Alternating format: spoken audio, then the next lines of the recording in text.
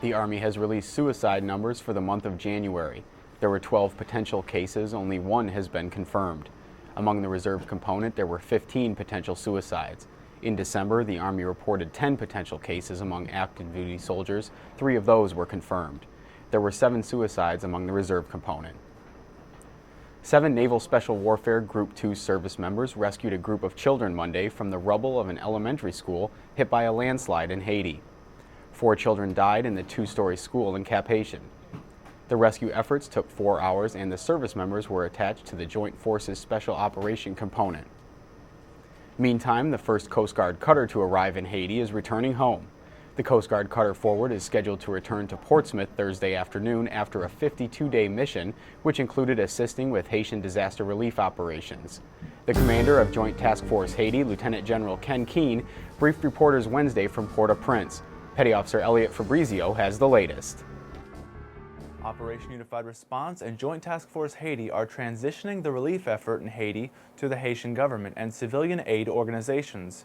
Commander Joint Task Force-Haiti Lieutenant General Ken Keane said, restoring key facilities like the airfield and the port is allowing non-military organizations to take the lead in relief efforts. We're dialing it back where necessary as we right-size the force as requirements are needed on the ground, and we're dialing it up where it's necessary based upon the needs on the ground. The military is bringing in technical specialists to continue to restore facilities taken down in the earthquake. Since the start of Operation Unified Response, the military has delivered more than 2.2 million bottles of water and 17.3 million pounds of food. Reporting from the Pentagon, I'm Petty Officer Elliot Fabrizio. A Navy helicopter recovered the body of a veteran climber Tuesday who had fallen more than 1,500 feet into a crater on top of Mount St. Helens in Washington state. Heavy clouds and strong winds hampered the search for Joseph Bohlig, who officials say was posing for pictures at the top of the volcano's crater when a snowy overhang gave way. Coast Guard and Navy crews had been involved in the 2-day search. Officials say the Navy chopper spotted the climber's body on its second pass over the mountain and pulled it out of the snow. Officials believe Mr. Bohlig survived the initial fall, and an autopsy is scheduled to determine if he died of injuries, hypothermia, or a combination of factors. During the height of the blizzard of 2010, more than 3,000 National Guard members answered the call to duty.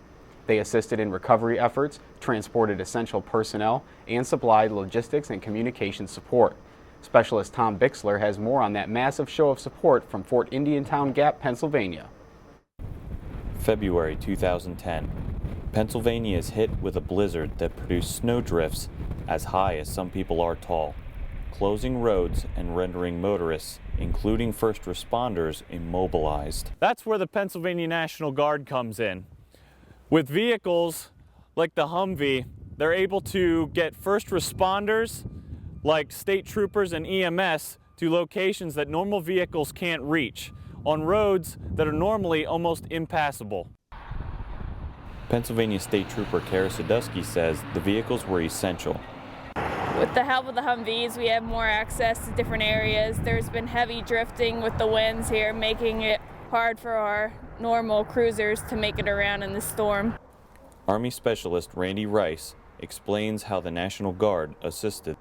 Our responsibility was to get the state trooper to the call itself, and then if we could provide any type of assistance to the trooper to get through the situation, as long as it wasn't a dangerous situation, we did. And in a particular case with stranded vehicles, we would use tow chains, and we would actually pull the vehicles out with the Humvees and assist that motorist to make sure that everything is okay and then get them home. Specialist Rice also said the Humvee was a crowd favorite.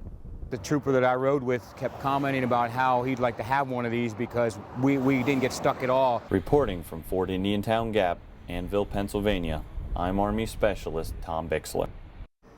Coming up next on Around the Services, MRAP, BAH, and TDY. The military is filled with jargon, but sometimes those acronyms don't apply across the services. We'll show you some of the challenges of shop talk. But first, we go to Thailand, where a joint multilateral training exercise is underway that will also strengthen alliances with other nations. Stick around, Petty Officer Liz Murray is back with more.